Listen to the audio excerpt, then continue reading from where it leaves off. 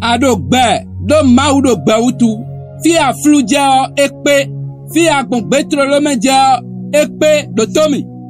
Wabaro rasanta de game mi memba na hunu to le bana hole ba ma na seda betwe. Bina hanundo Josué 14 verset 10 am fi de buda de hunu to bodo e ya ndo gbe. E hunu ma ho ma mena. Dian mau ma va na jidami le edagboe mau ma va do ho ene onu Moizia we kande atondie. We nenuo Israeli vila kodo yi wa do betro lo ma egbe dian we kanwe aton wa undo ami novi wenwe adrole boze beta lo bana pwedo mawo wenenuo amana konkon da khode na ma gbezan to me banaje nu kon iji onwe anu wale binaje yiyodi maze te kanda yo agbanu ma pewe o nulo popo nu edian wa ndo na zegbeta lo banaje ma usenji ma ugbede o bodo ndidi gbede ko ene anado nukuni do gbede lo bana do nukun do ma ugon kaka soyi nuero gba bino gbaje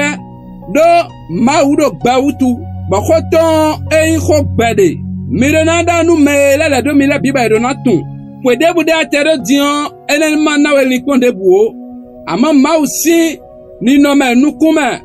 e rena nawe konkon do wela binu ba gbona le akwame town nu adinuo akpagbe ma udo nuele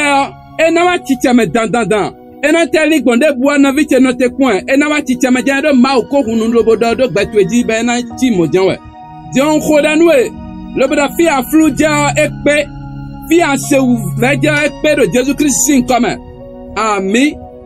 ekpe dion ma na de ali nuwe ba sona flu a do Jesus Christ sin come ami fi a se veja ekpe uno gbezantu enele be do yoyome ba fifa na biome ba melena mo banele kwacha e do Jesus sin come ami ela ma hanu kwilo kono eme